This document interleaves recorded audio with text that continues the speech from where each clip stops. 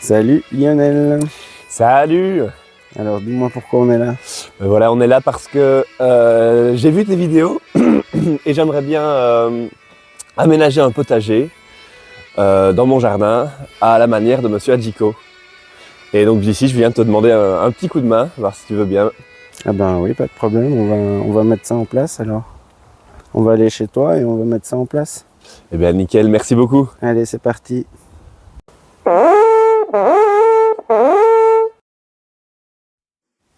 Alors la phase d'observation très importante, souvent oubliée. Donc nous voilà chez Lio, c'est vraiment une des premières choses qu'on a faites. C'est déterminer ses objectifs, à savoir le temps qu'il avait envie de consacrer à son potager, les contraintes liées au terrain, le climat local, l'observation des zones d'ensoleillement. Tout ça c'est vraiment primordial et c'est souvent négligé et oublié alors que c'est vraiment ça qui va déterminer le succès du potager. C'est quoi ça derrière nous là? Alors ici derrière, c'est un terrain où j'ai cultivé donc les pommes de terre. J'ai posé les pommes de terre donc sur le sol, comme tu m'avais conseillé.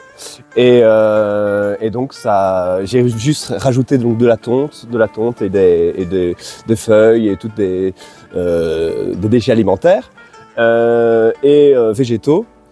Et tout ça, ça a donné pas mal de pommes de terre. Et maintenant, il y a le terrain qui est prêt pour cultiver sans labour, sans rien.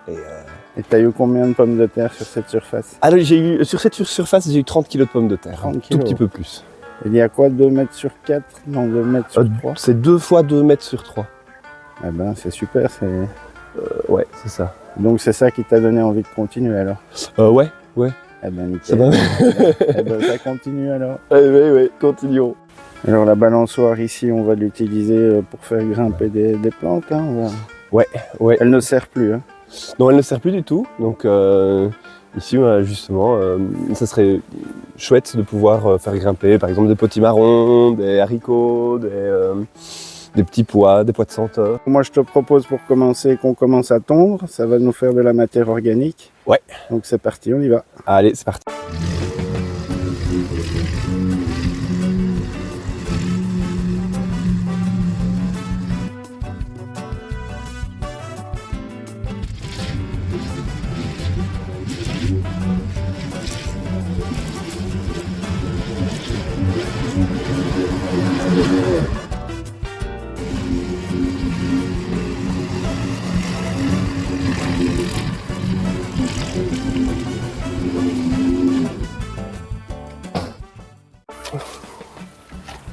Ah, ta caméra s'est cassé la gueule.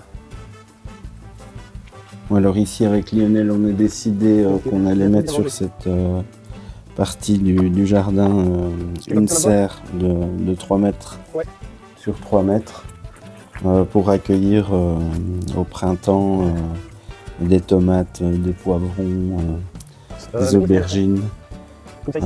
Tout ce qui dans notre climat a besoin d'une serre parce qu'on est vite affecté par le mildiou par ici.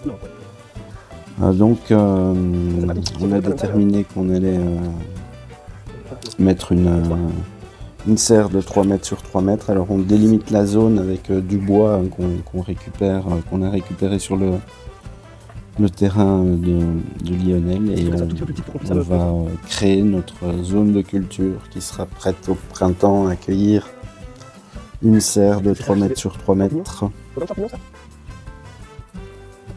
Alors l'objectif est vraiment de faire le moins de frais possible, de récupérer un maximum de matériaux et de matière organique qu'on a à disposition. Donc valoriser les déchets et, comme ici par exemple récupérer cette tonte de gazon qui va nourrir le sol et apporter pas mal d'azote. Donc la tonte de gazon est vraiment riche en azote, on la récupère et donc on la valorise. C'est très important. Donc tonte de gazon, foin, paille, tout ce qu'on va pouvoir récupérer. Le seul intrant payant qu'on a ramené, c'est C'est du foin qu'on a été chercher dans une ferme à proximité. Un gros ballot que Lionel a payé 35 €. Donc c'est vraiment le seul intrant payant qu'on a ramené.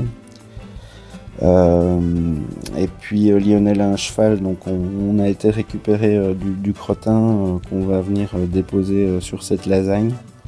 Donc vraiment maximum de récupération.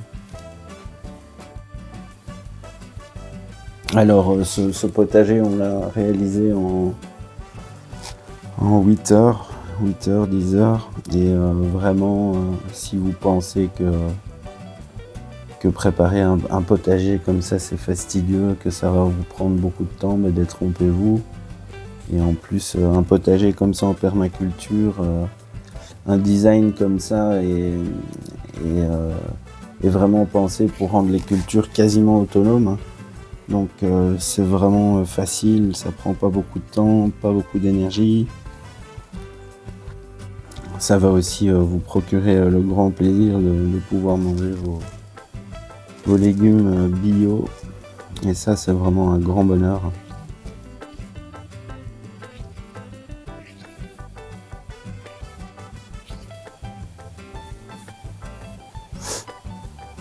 Alors en déposant toute cette matière organique sur le sol, c'est un petit peu comme si finalement on venait abriter des millions et des millions de petits ouvriers qui vont travailler pour nous.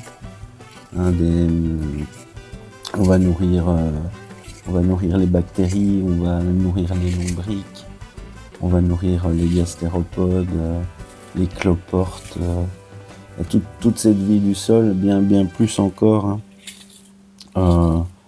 qui vont travailler pour nous, qui vont enrichir le sol. Et ce sol va venir par la suite nourrir lui-même directement nos plantes. Alors cette matière organique, c'est vraiment l'énergie du sol, c'est son carburant. C'est ce qui va donner de l'énergie à tous ces micro-organismes qui vont stocker des éléments fertilisants comme l'azote, le phosphore, les oligo-éléments. Cette activité biologique va permettre de structurer le sol, d'aérer le sol et de le rendre moins sensible au phénomène d'érosion. Alors maintenant que ça est fait, on va faire des trous ici devant, de 50 cm, et on va venir mettre des roses trémières pour cacher un petit peu le côté fort plastique dans un petit jardin comme ça, c'est pas terrible. Donc on va mettre des roses trémières. Alors je promets pas qu'il y aura des roses trémières directement l'année prochaine, mais on va essayer. Donc c'est parti.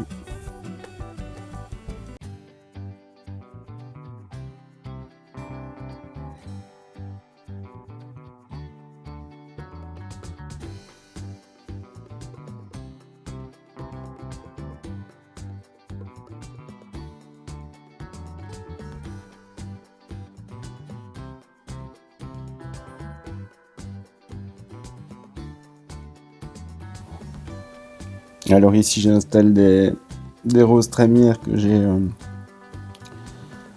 j'ai arrachées un peu dans mon jardin. La rose trémière ne supporte pas bien le repiquage. Des racines assez longues, en général quand on les arrache on les abîme un petit peu. Mais je tente l'opération. Je vais venir rajouter un peu des graines autour et je me donne une chance de pouvoir cacher un petit peu la face de la serre l'année prochaine. Je tente le coup, c'est pas sûr que ça fonctionne, mais je tente quand même.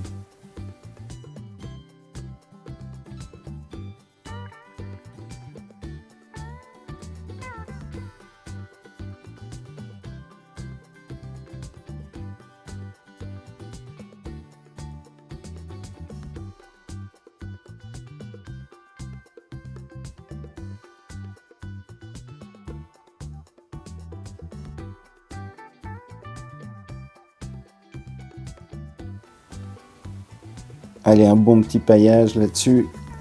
Et on va passer à la suite des événements.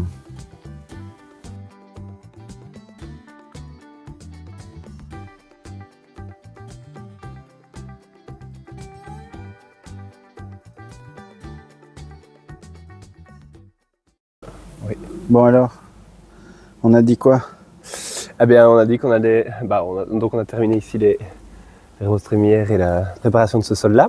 Et maintenant, on va préparer donc un autre ici, où le but, c'est de faire grimper donc, des légumes. Et donc, on va préparer le sol ici de 1 mètre. Et avec le bois là, on va le délimiter. On mettra un treillis à poules au-dessus pour qu'elles permettent de grimper les plantes. Et ici, voilà. On fait une oui, on va faire une zone de culture aussi ici, ouais. Une ici et une là à côté de la serre. Eh ben c'est go. C'est parti. Alors de nouveau, typiquement ici, on a cette balançoire qui est présente sur le terrain. Eh bien, on va la recycler, on va l'utiliser pour faire grimper des plantes. Hein, donc c'est de nouveau dans cet esprit d'utiliser tout ce qu'on a à proximité, de faire un minimum de dépenses.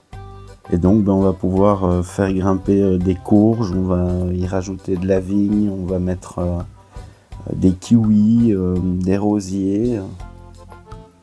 Toujours dans cet esprit de gagner de la place et de récupérer tout ce qu'on a à proximité. Et alors, c'est vraiment un avantage parce que quand on a un petit terrain, eh bien, on va pouvoir compter en mètres cubes et plus uniquement en mètres carrés. Donc c'est vraiment encore de l'espace de gagner pour avoir plus de productivité. Alors comme vous voyez, hein, c'est très facile et respectueux de l'environnement. Il y a énormément de recyclage et il n'y a pas de véritable frais, hein, à part ce foin qu'on a été chercher. C'est vraiment une petite révolution dans ce petit jardin. Ça va apporter des fruits, des légumes, mais le concept va bien au-delà de la culture et de la production de ses propres légumes. Ça nous enseigne vraiment comment composer avec notre environnement et en tirer le meilleur respectueusement, quoi.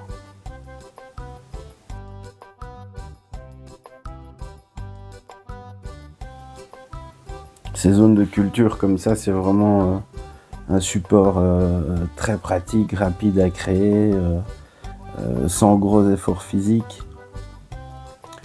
qu'on va pouvoir modeler un petit peu comme on veut, les formes qu'on veut. Si on se rend compte l'année prochaine que c'était pas très pratique, on va pouvoir les changer de place. Donc ça a vraiment tout un côté pratique, vraiment très intéressant.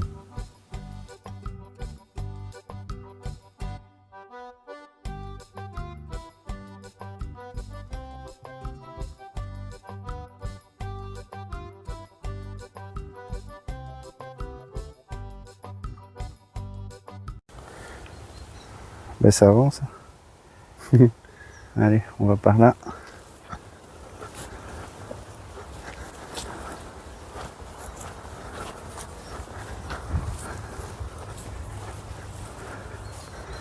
Bon, ici on va faire des buts avec du bois pourri.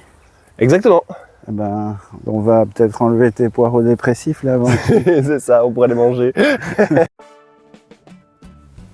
Là, on va appliquer un petit peu les buts, la méthode Philippe Forer. Donc, amener du bois pourri qu'on va tasser à la masse. Donc, on va d'abord retirer toute la terre. Puis après, on met du bois pourri. On va venir casser tout ce tasser et casser tout ce bois pourri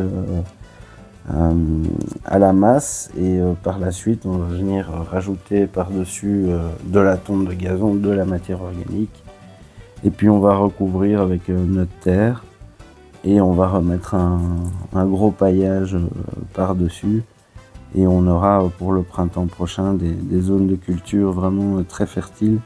Alors, si vous voulez en voir un peu plus sur ces buts type façon Philippe Forer, j'ai une vidéo consacrée à ça. Donc vous pourrez aller la voir. Sinon, il y a beaucoup d'informations qui circulent sur les méthodes de culture de Philippe Forer. C'est vraiment très intéressant à voir. Je vous invite à aller voir tout ça.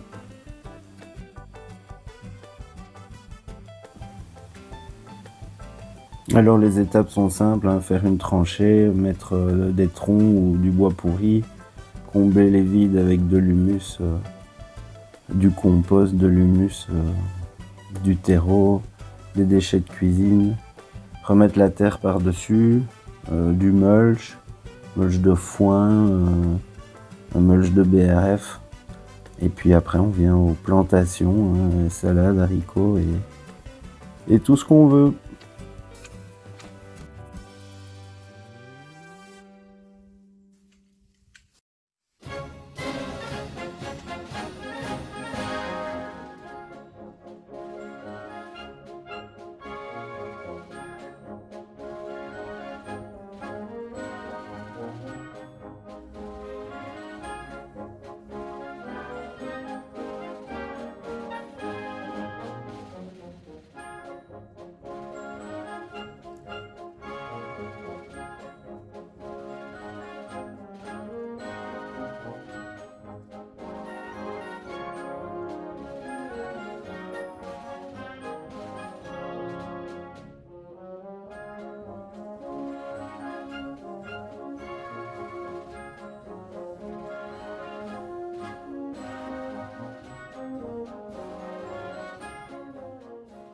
Alors nous voilà le jour 2. Alors Lio, on a été chercher le crottin de ton cheval.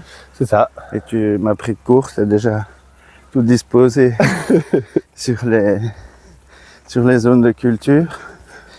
Donc super. Alors Lio, aujourd'hui c'est ton anniversaire. Ouais.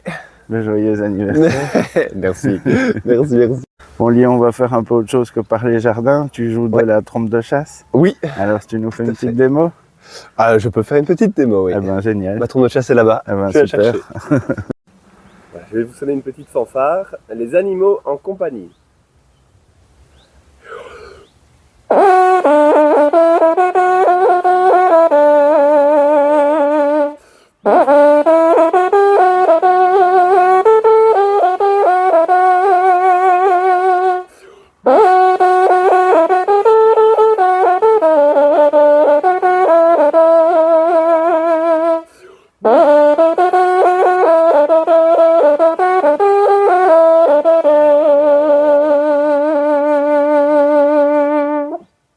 Génial. Voilà.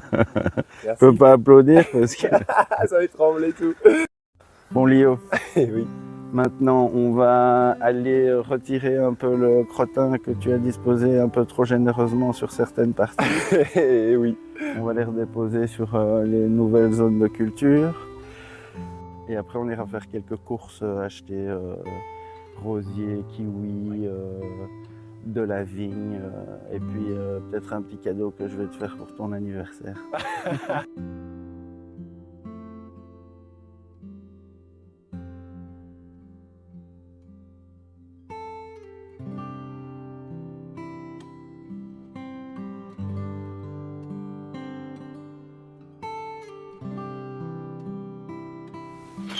Alors ici complètement hors sujet, mais j'avais demandé à Lionel s'il y avait moyen d'avoir un petit café. Et quand je l'ai vu faire ça, ça m'a fait bien marrer, j'avais envie de vous le partager. Donc voilà, le café moulu à la main par Lionel, qui était délicieux d'ailleurs. Bon ben Lionel, nous voilà en présence de ton cadeau d'anniversaire. Et oui, un magnifique cerisier. Eh ben on va planter bien. ça là. Ouais. Eh ben c'est parti. Comme ça suffit comme ça? Ah non. Non, moi je veux dire, on va creuser Quand tu veux faire plus large. Plus large et beaucoup plus profond. Oui, ça, oui. Mais regarde-moi cette terre, comment c'est. Moi je parlais de ça. C'est sublime quoi. Je te jalouse. Ah bah tant mieux, merci. Ouais, quand on plante un arbre, on fait vraiment un beau grand trou. Donc encore plus large même que ça. Pour vraiment que la terre... T'as mis ça où? Juste à côté là. Punaise, je ne le voyais même pas. Putain, c'est ouf. Et je peux mettre la terre là aussi? Ouais, tu mets dessous là. Allez, hop.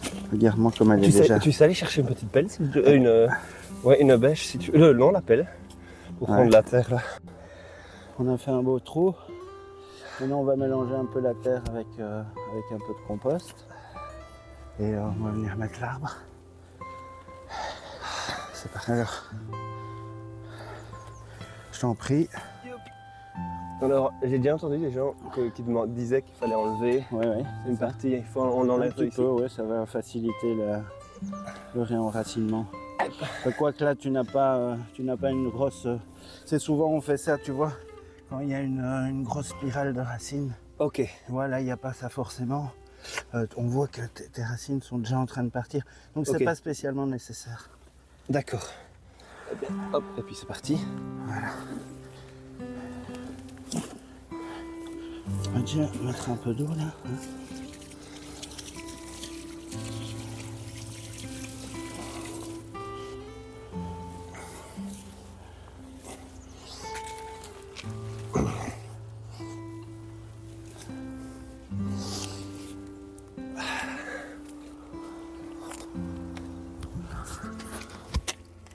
Oh.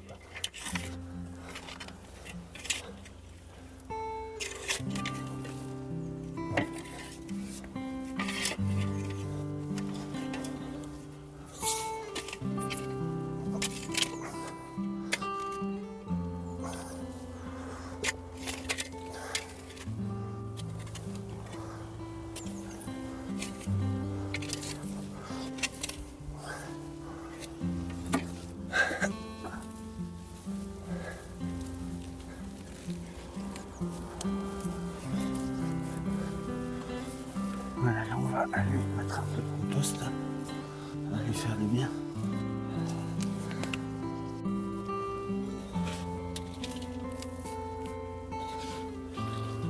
Voilà, c'est bon comme ça. Étale ça et alors ce que tu peux faire c'est prendre un peu de bois pourri et le mettre au pied là comme ça. Tu vois les écorces là que tu as juste sur le côté. Ouais. Ça lui ramènera un peu de l'humus. Voilà, ça c'est très bien. Et puis on va lui mettre un bon paillage. Et puis on va bien l'arroser.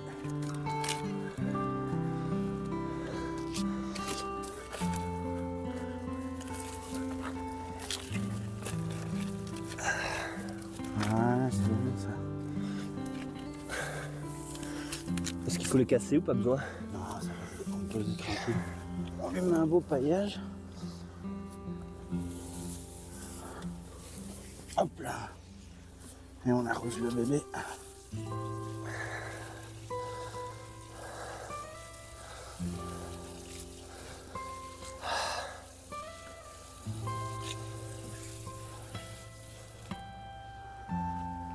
Et voilà le travail.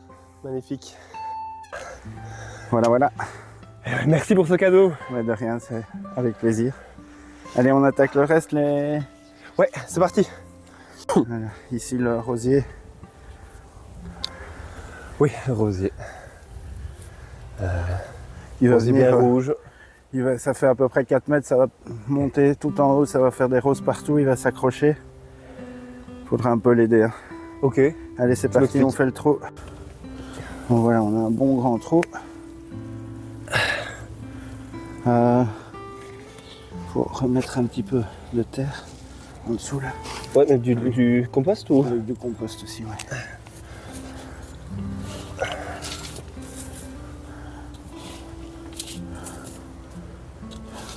Attends, tu sais prendre le...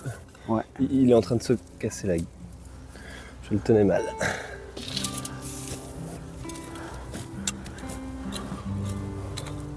Faut arroser un peu de fond ou pas? On arrosera tout d'une traite.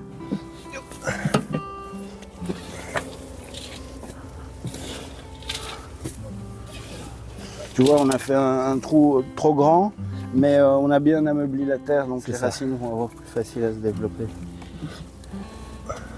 Et alors quand on plante,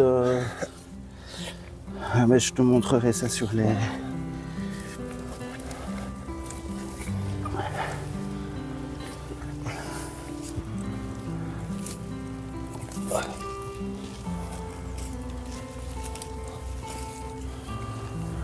Ça, viens casser la motte.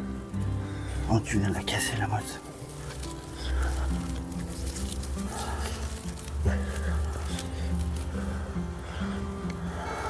Un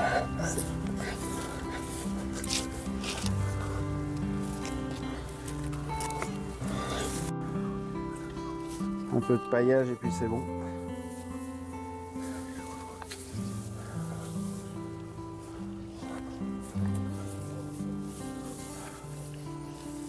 Et on arrose.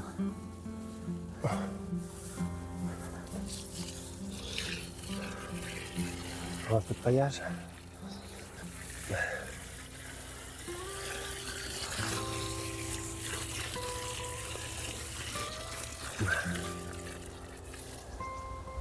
Et joli. Et maintenant on passe aux vignes. Bon alors non, il faut encore ajouter de la terre parce que... Oui non ça va. Le greffon est là. Il doit être Et il faut jamais enterrer la greffe parce que sinon il va ça va repousser. revenir, ouais. Donc, Comme pour l'autre. Tu n'auras pas la... Donc ici c'est bon? Oui, là c'est bon. Hop, c'est parti.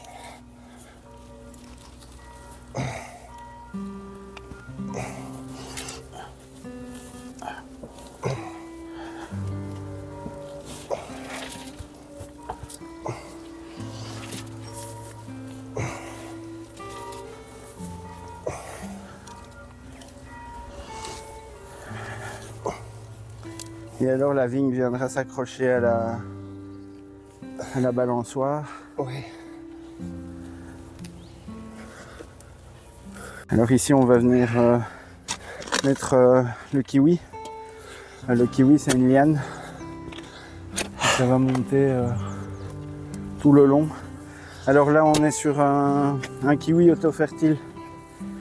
Parce que les kiwis tu as besoin d'un mâle pour 3 à 5 femelles. Ouais. Là on a pris de l'auto-fertile. Comme ça tu en as besoin qu'un mais on en mettra un deuxième quelque part. Et ça va. Par contre, tu n'auras pas de kiwi avant entre 5 et 8 ans. 5 et 8 ans, ouais. Bon, Léon, on a terminé. Ouais. Alors, qu'est-ce que tu penses de tout ce qu'on a fait? Ah, qu'est-ce que je pense? Je suis extrêmement satisfait. Je trouve que c'est super, c'est génial. Eh ben, c'est cool. Ah ouais.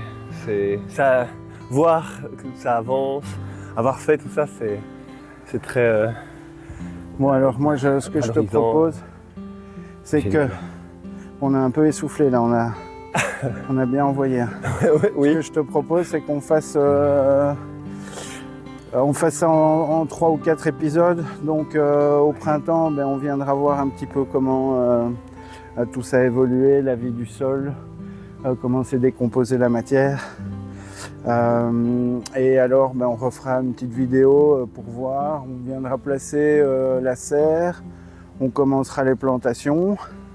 Et puis on fera une troisième pour voir l'évolution, pour voir comment vont les plantes, comment tout ça fonctionne. Donc je sais pas si ça te dit. Ah bah si, carrément, complètement, c'est ça le but. Et donc la deuxième vidéo, ce sera au printemps. Au printemps, oui, quand on placera la serre, etc. On commencera à faire des semis.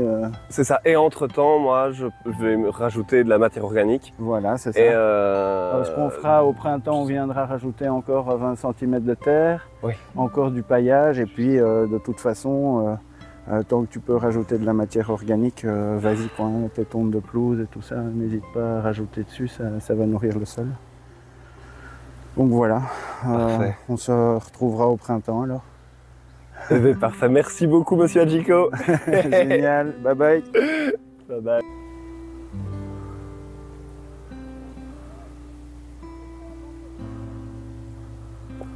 Bon et bien voilà.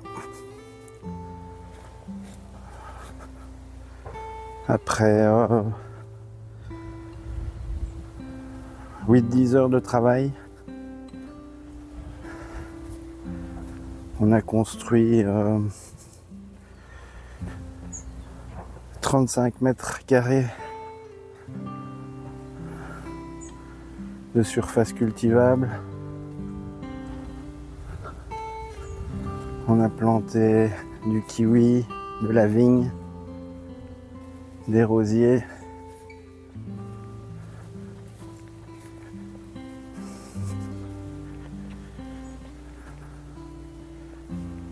Un cerisier. Préparation des zones pour accueillir une serre, des roses trémières pour cacher la serre, la future zone pour les pommes de terre. On a bien travaillé et tout ça sera bien productif l'année prochaine. Donc cette petite vidéo, c'est pour encourager les gens à faire leur potager en permaculture. Je pense qu'en tout, il y a 1, 2, 3, 4. Je pense qu'en tout, il en a eu pour à peu près 100 €. 100 €, une dizaine d'heures de travail. Ça vaut le coup pour avoir un potager productif. Donc voilà. Bon, cette vidéo touche à sa fin. J'espère que ça vous motive pour faire un petit potager comme ça. C'est assez facile, on a réalisé ça en peu de temps et pour pas beaucoup d'argent. Donc c'est coolos. J'espère que Lionel aura des beaux légumes comme moi, que ce sera très productif. On se retrouvera au printemps pour la suite, pour l'installation de la serre et pour voir un petit peu comment tout ça a évolué. En attendant, mais moi je vous laisse en compagnie de ces charmantes biquettes. Bye bye, à plus!